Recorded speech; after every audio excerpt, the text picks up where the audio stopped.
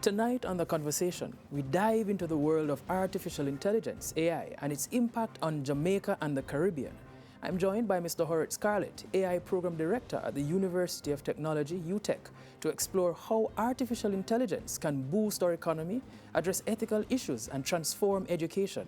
I'm Kwame Thomas, and you're tuned in to The Conversation on CeenTV. Stay with us for a thought-provoking discussion.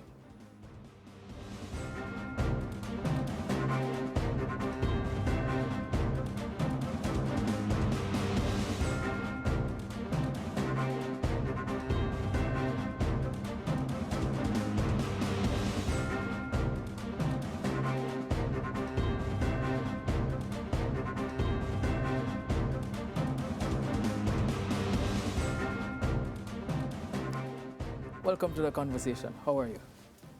I'm fine, So, a lot has been going on as far as artificial intelligence, or AI as we commonly call it, is concerned. But one of the things that jump out to me, as well as most persons throughout Jamaica and the Caribbean, is the workforce shakeup. Primarily for Jamaica, what we have just heard from one of the workshops that we had conducted the other day was that there is an expected 30% of current jobs being at risk of automation within the next 6 years. That's by 2030. So the question now is, how can we prepare the Jamaican workforce and, by extension, the whole Caribbean for AI-driven future? All right, to be quite frank, knowledge is our best asset. Fear always recedes when we have the right type of knowledge. For example, Sir Kwame, I can't swim. I'm afraid of the water. But once I have the correct knowledge, then that fear kind of subsides. So we have to be aware of what is AI, what are the implications, and how can we retool ourselves, not just as a country, but as a Caribbean. How can we retool ourselves to take advantage of these opportunities? So when you say knowledge and you say retooling ourselves, what does that look like for the average person, though? All right, so first of all, we have to, as I mentioned earlier, understand what AI is. So what is AI? The term artificial intelligence is there, and the term artificial is really important. So it's not real intelligence.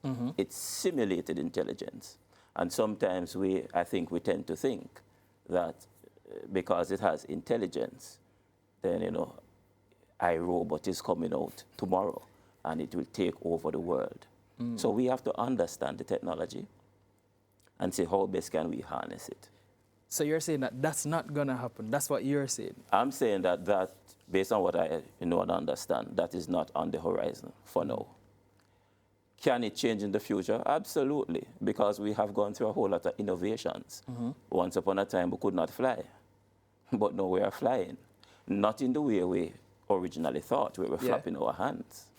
But Wow. All right, so tell me about how we can protect, rather, vulnerable workers. We're talking about the policies that we can use to safeguard women and other vulnerable groups from job displacement as a result of artificial intelligence. So going back again, Sir Kwame, it has to be retooling. So things will always change. That's the one thing that is consistent about life, change. So it therefore means that we will have to retool, some of us. So what does this look like? I'm seeing AI being used right now primarily as a tool. For example, ChatGPT. Educators can make use of ChatGPT right now in terms of writing lesson plans. And what does that do? It affords them more time so that they can spend with the students who are falling behind and assist them, because they have utilized the tool, ChatGPT, to offload some of the work that they would have had to do. So what we're looking at then is that this artificial intelligence will actually help to give more times and create more opportunities for us to work smarter as opposed to harder. Yes. All right, but in terms of policies, though, do you foresee there being any policies that the government of Jamaica, as well as the governments right throughout the Caribbean and in any other small developing states, where they can implement something to protect any particular group who might fear losing their jobs as a result of AI? All right, so one of the things about AI is that it's data-driven.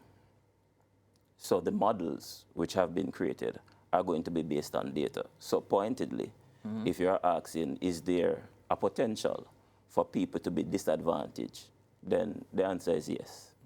And therefore, policies would need to be placed or put in place so that the data that is being used as the engine for training these models do not have any bias. For example, when we look at maybe, let's say, credit score, or credit rating, if all the data that is used to train the model says that persons of a certain hue are likely to be, in risk or default on payments, then what it will mean is that those persons will be biased against whenever they go up for these things. So it is important, therefore, to have a look at the data and ensure that the data that we are putting into these models are of such that these different segments are not going to be disadvantaged. So do you think then that we need to have a regulatory body that looks at these things so to ensure that my institution, when we use AI, looking at the same credit score section, just for example, the information that I put in is tending to be biased based on my own background. You think that there needs to be any form of regulatory policy or framework behind all that to ensure that I put information that's as unbiased as possible? Because sometimes we have to regulate how we even do things. Yeah, so we have the Data Protection Act that was passed recently. And one of the things that does is it speaks to how data is to be treated by various organizations. So it has to be protected so that sensitive data is not unintentionally leaked or misused. So I think Jamaica is on the right path in terms of that. And I'm sure that we also have a task force. I think you know about that. And I am sure that the minds will come together and iron out things so that, yes, we can be on the forefront of the technology. But Mr. Scarlett, we don't trust, the average Jamaican doesn't seem to trust artificial intelligence or AI technology. So how can we convince Jamaican citizens to trust the AI technology in light of concerns over potential misuse? Because I'm looking at even NIDS. When NIDS came out, and NIDS has nothing to do with artificial intelligence on the face of it, but we heard a whole heap of things, and we saw the apprehension among regular folk, that went against. So how can we now convince them to trust AI technology in light of the potential for misuse? Well, trust is a process, right? We don't trust because somebody said that we must trust. We trust because we get some sort of evidence that trust is earned. So there has to be wide-scale education, and there also has to be vast transparency. Persons need to be shown as much as possible behind the veil so that they can make educated decisions. So do you think that we are in that position, though, where we have enough innovators like yourself who can then take us, even if it's to a limited extent, behind the veil to help us to see what's there so that we can actually begin to build our trust into this kind of technology? You think we have a lot of those, or enough of those? We have some, and at the University of Technology, we are helping to build out a cadre of professionals within that space. You spoke about a Caribbean flair, right? Yeah. One of the things that we do at UTech is we have course advisory boards. And the persons on these boards are drawn from a wide sector. So I have had conversations, for example, with individuals who were born right here in Jamaica, but they have moved to other places, right? And a few of them are on the board. And we have been having conversations about how do we leverage this technology, not just in Jamaica, but on a global standpoint. How do we build this cadre of young professionals that are coming up? And how do we build pipelines to job opportunities out there in the wider world so that our people right here in Jamaica and our people throughout the Caribbean and the diaspora can take advantage of the opportunities. All right. Do you think it's possible then for us to harness AI so that we can revolutionize? We can look at that word, revolutionize productivity in sectors like, for example, healthcare or education or even farming. You think that's possible? Absolutely. How though? What's the easiest route to doing that? Well, there's no easy route. Yeah, we have to put in the work, and that is why we look at research and development. So we start with a hypothesis of what is possible. We have to dream, you know. What is possible? We start out with that hypothesis, and then we create the plans to test these hypotheses to see if it is true.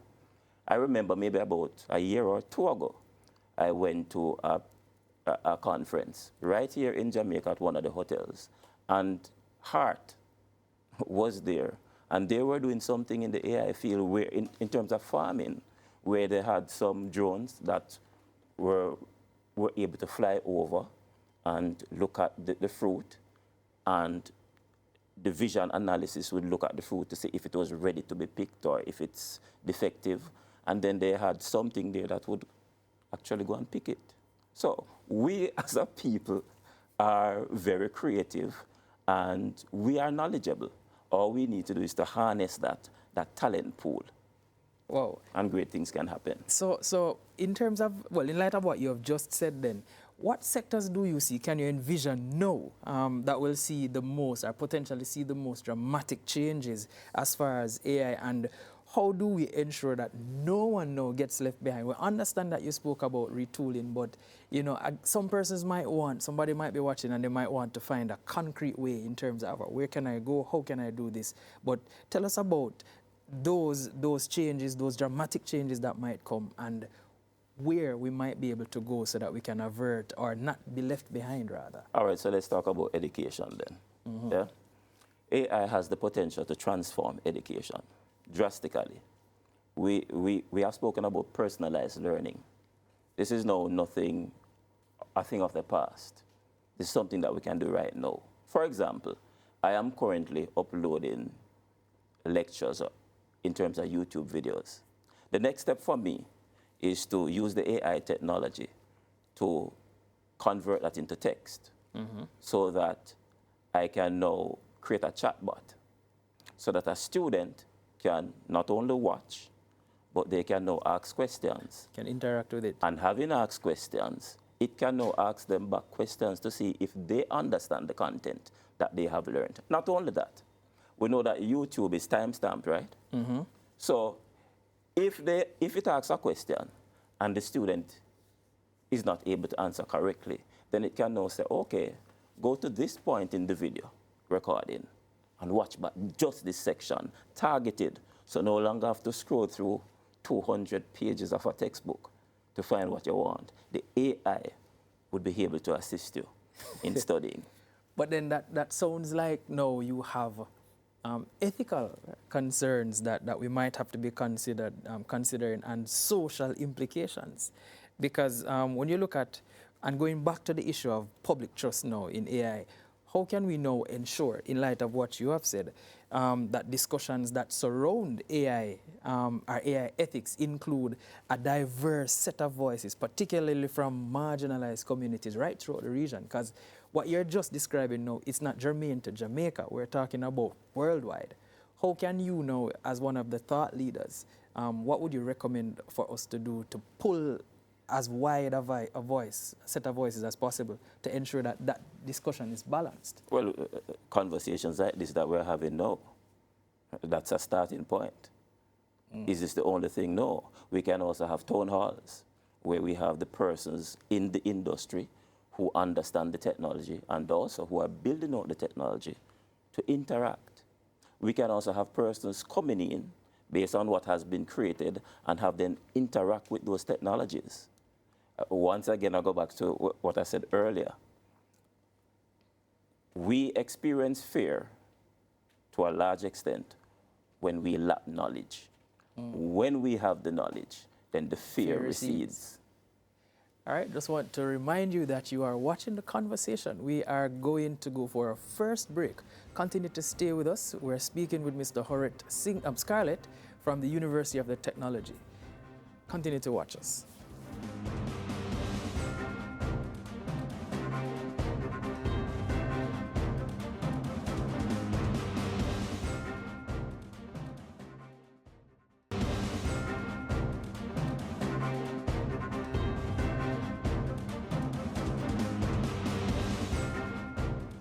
Welcome back to The Conversation. We're speaking with Mr. Horrett Scarlett from the University of Technology, Jamaica.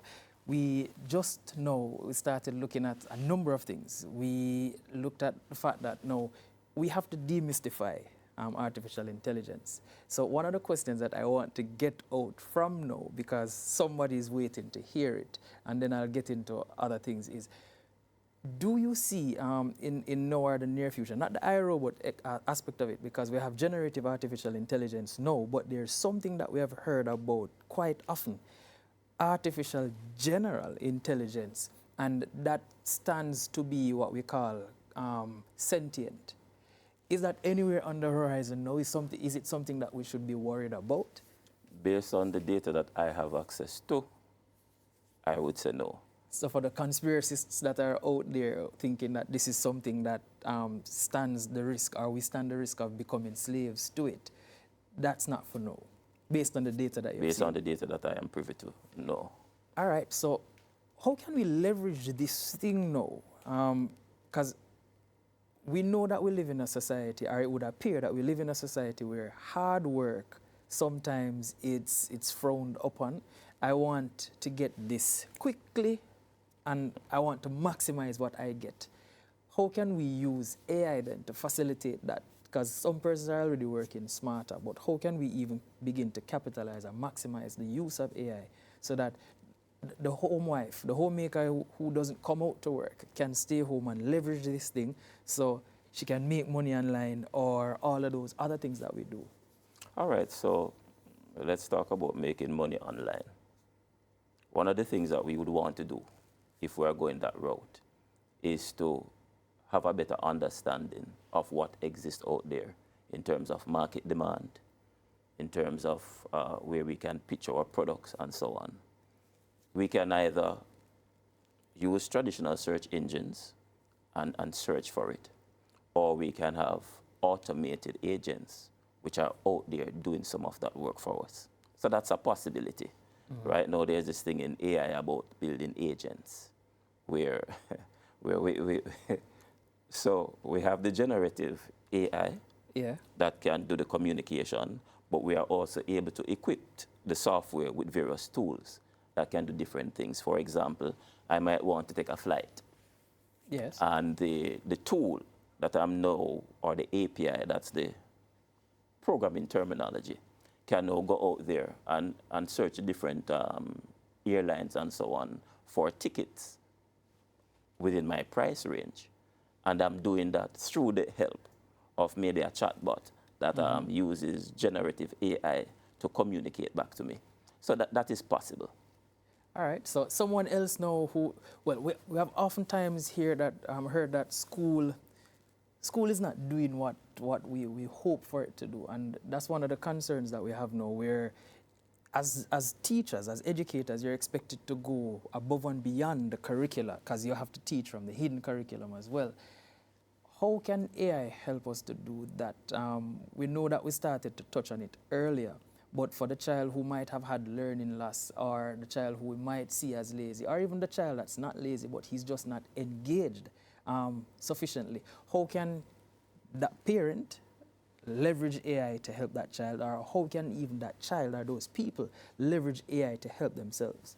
All right, well, right now, ChatGPT can be used in a manner that is similar to that. By giving ChatGPT the correct prompt, you can get very, very good information. But I mean, you have to know what prompts to use. Yes, so, and we're going back again to education. I don't know how and to we use are the prompts. willing to teach you and teach everybody. And this is part of the discussion that we are having. We have to ensure that we have access to the knowledge. Mm-hmm. If we are going to move forward as a people, let me say this, where there's no knowledge, the people perish. So if we're going to move forward as a country, as a region, we have to embrace the technology. We can't be afraid of knowledge.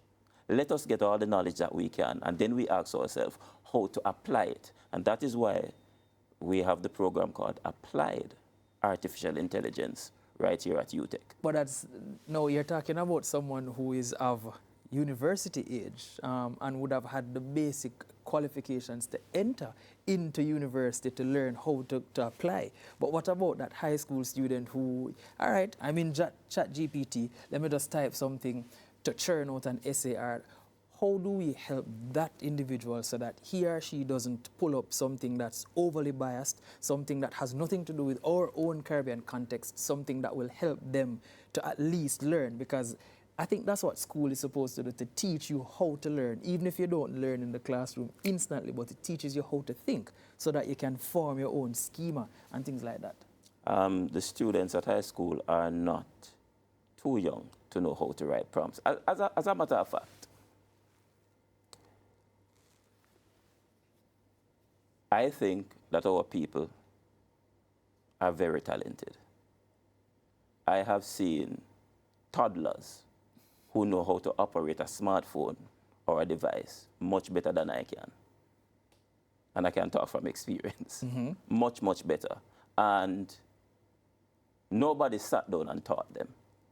They simply experimented with the technology and they were able to use it sufficiently. So I'm saying education is the key. And we don't have to wait until the students reach university level. Why not take what we have and push it down towards the early childhood level? And I think that's where we need to go. So we're looking at empowering now our educators, because we just looked briefly at students, and you stated, well, you spoke about a set of students who tend to be intuitive. Those might even be Gen Alpha and the latter part of the Gen Zs who are more or less intuitive in terms of using a smartphone or any one of those devices. But for the educators now who might be afraid of using that thing, yes, we understand that we need more knowledge, but for someone who's just getting around the screen and he or she's just trying to figure out how to write lesson plans and they want to maximize what they can get from this thing with just basic knowledge, where do we start? All right, so we start by building tools using the AI models that can assist them. And so I am pretty sure that most persons know how to use Microsoft Word. Most persons have an idea how to use an application like Paint. So once we build out the technology, the tools, and we allow it to have usable interfaces that the persons can interact with in a seamless manner, then that removes some of the trepidation as to what you're using, because the user interface is there that pretty much guides you through the process.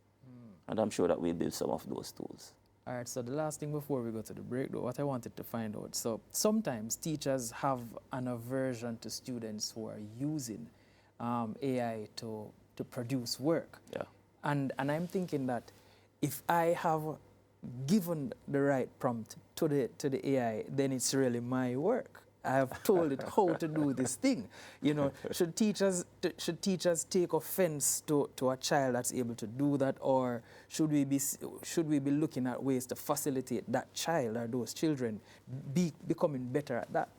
That's a great question. So the jury is out on how to treat with these situations, but there's something known as academic honesty, where it is important as educators that we know that the students truly understand what it is they are doing.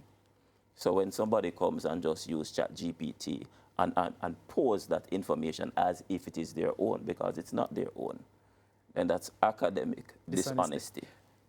All right, so let's continue this one after the break. You're No watching problem. The Conversation. We'll be back after these messages.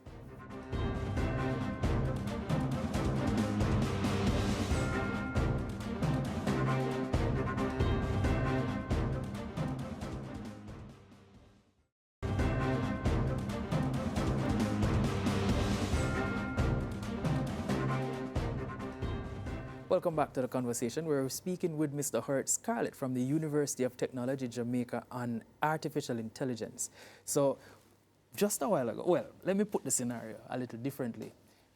You're a researcher, I am a researcher, we have research assistants. We tell our research assistants that we're looking at economic resilience through AI, and the topic is power in the future or something to that effect. And I say to my research assistants, go to this particular site, pull this kind of information, and when we're finished, we want this other researcher now to put it together, then I'll read it and I'll present that.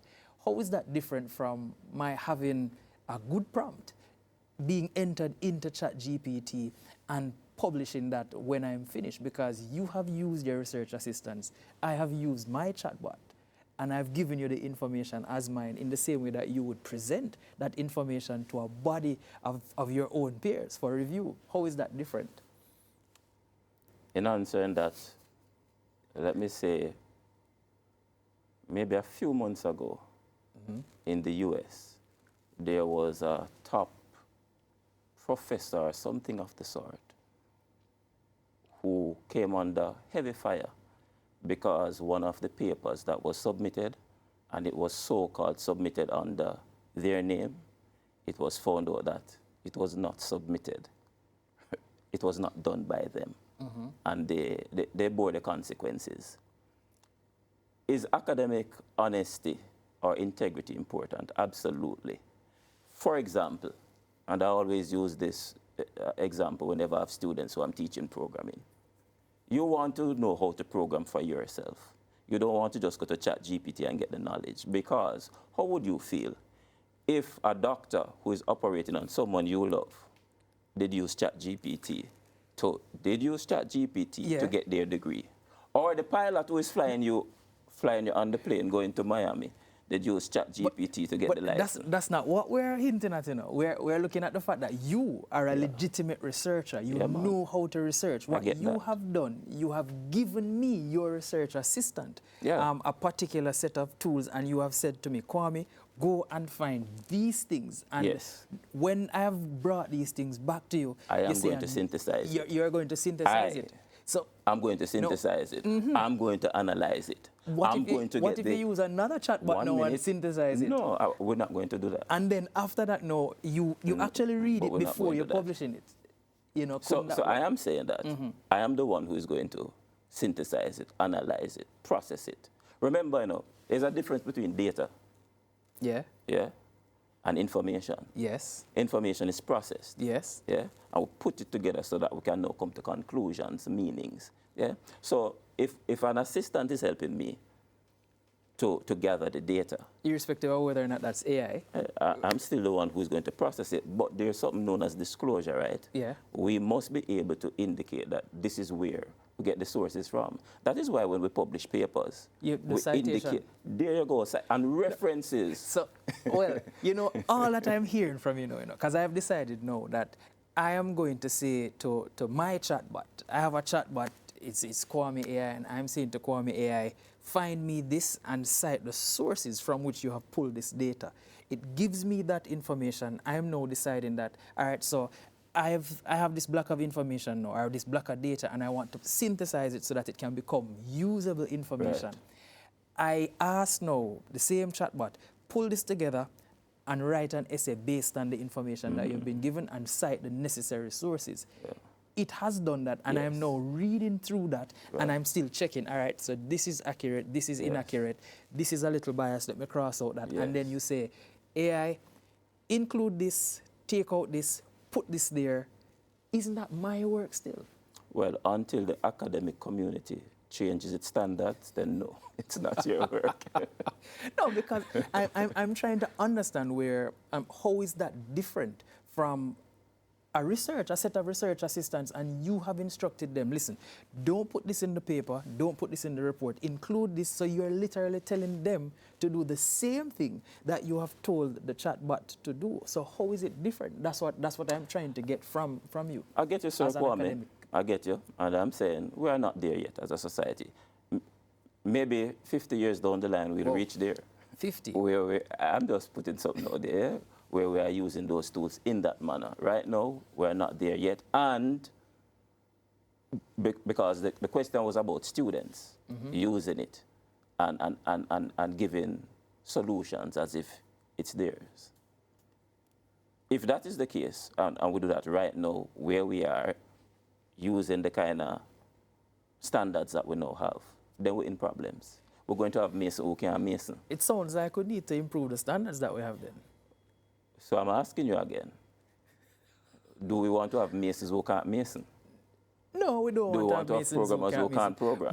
But I'm saying, remember, how we started out this particular aspect of the discussion is we're giving you the opportunity to put this information together so that you can go and do practical things with the information now. So yes, you will still have to train us in terms of how we dissect the information or the data that's given so that we can synthesize it into real, meaningful information. But I'm not discrediting the fact that we still need to have some skin in the game. So yes, I am a Mason. What if I'm already a Mason and I'm coming to you now and I want to be certified as a Mason? And I tell the AI to do X, Y, Z. So clearly I know what I'm looking for, So I'm just telling this how to get my thoughts out on paper because it might be a little bit more articulate than I am. So I'm trying to find out, how would you guide that student? Well, I would guide them by saying what the standards currently are, until the standards change. So I really think that we need to improve the standards, though. But and that, Kwame, is a discussion that can be had. How best do we integrate a tool like ChatGPT into the education system? Because it would mean that we probably have to revamp how we do testing and assessment. And that is a conversation that can be had. I think even without artificial intelligence, we still need to revamp how we do testing and assessments.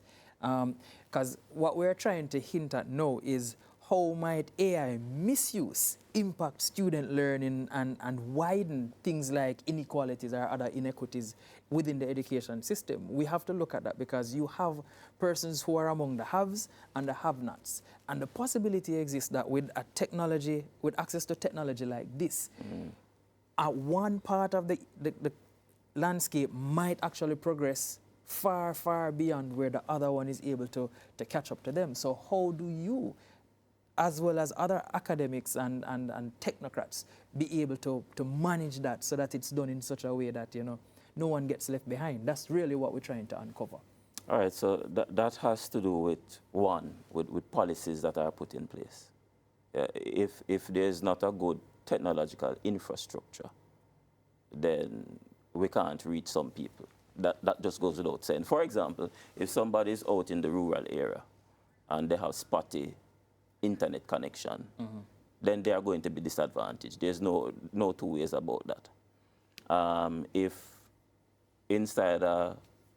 If we're comparing two schools, for example, and one has a lab that has maybe GPUs there, but the other one don't have any GPUs, they're only running on CPU speed alone, then of course, the one who have the GPUs in terms of AI going to have an advantage.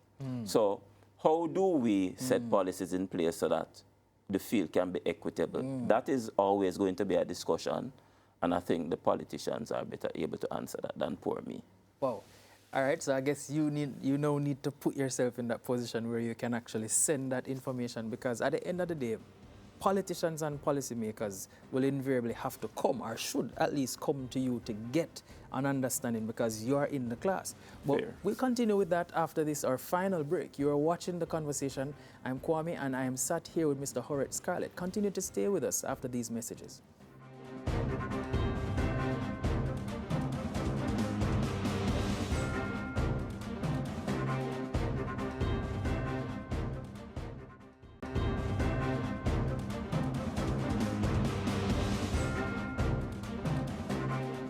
Welcome back to The Conversation. Just before we went to the break, we wanted to get an idea as to how can you position yourself so that those in power are able to see you for what you're doing and then consult. Because you find that if the policies are one-sided, it's not much different from giving the AI an incorrect prompt.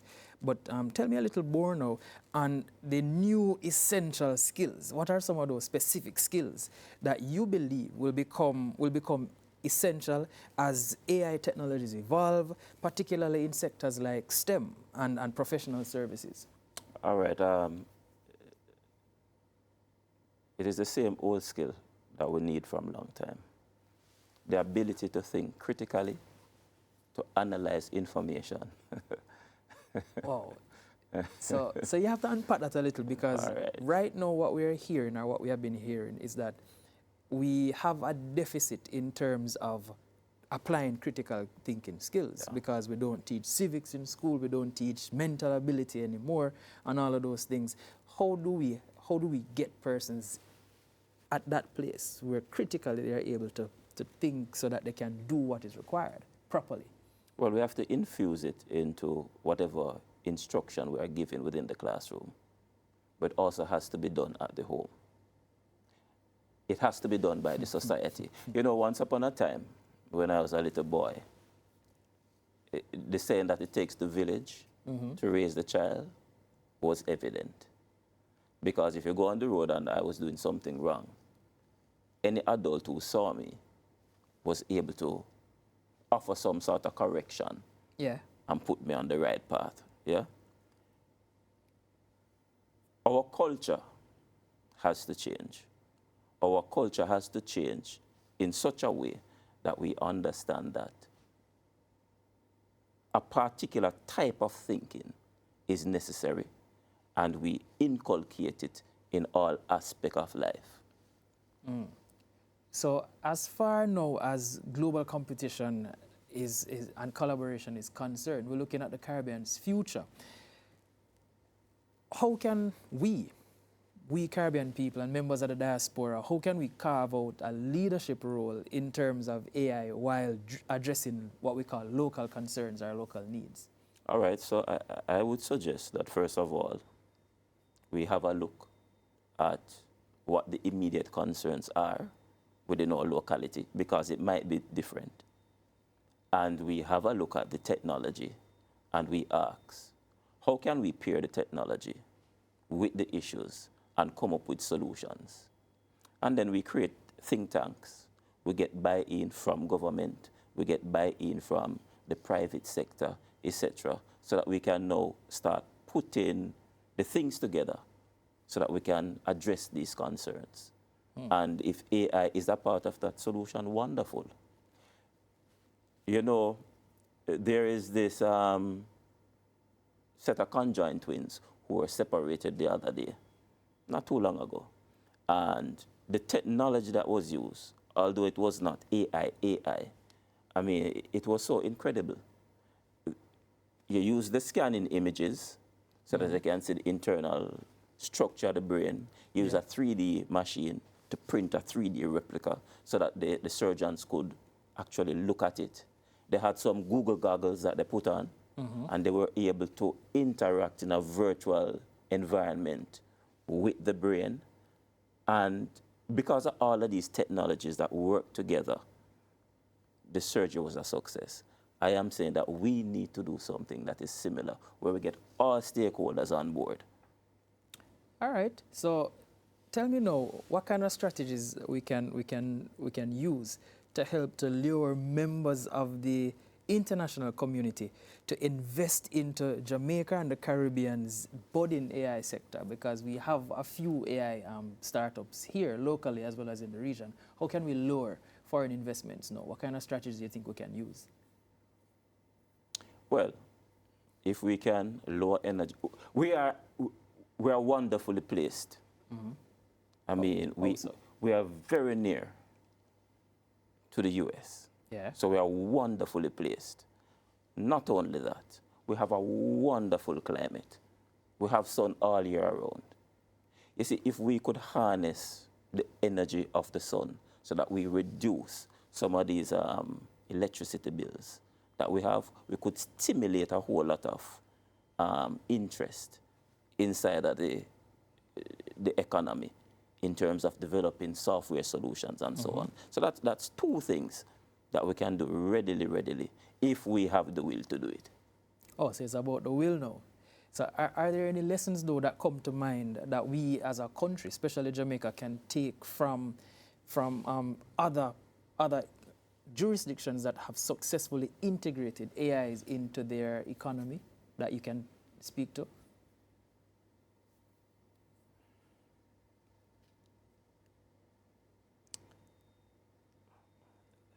Let me answer that question this way.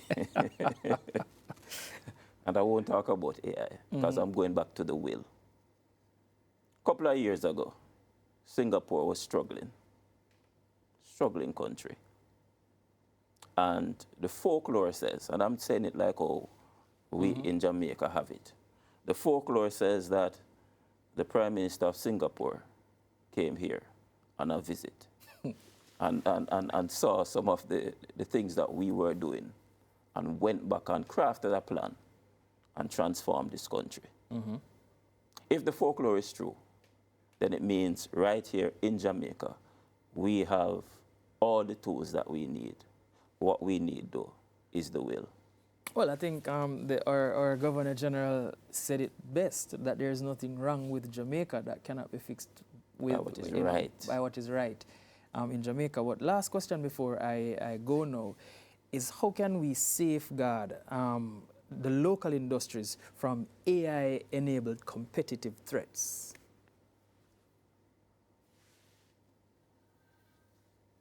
Why should we safeguard them? That's a question I'm asking you. Well, because we need space, we need time so that we can innovate. Because if we are competing against the big countries out there, you know, wouldn't you want to level the playing field, because we don't already have competitive advantage as far as numbers are concerned? So how would you protect us from the AI-enabled competitive advantage that will give them? All right, so that sounds like a policy matter, where you protect certain fledgling industries until they reach the stage where they are competitive. Having said that, though, in economics, there's no free lunch.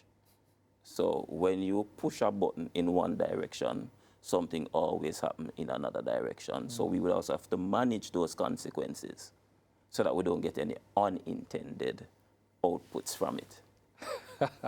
All right, so it's a lot to consider, but there you have it. That's all for tonight's conversation. We hope you're leaving with fresh insights on the power and challenges of artificial intelligence. An heartfelt welcome, or thanks rather, to Mr. Horrett Scarlett, who is the AI Program Director at the University of Technology. So now do remember to stay connected with us on Facebook, Instagram, and on X for more thought-provoking content.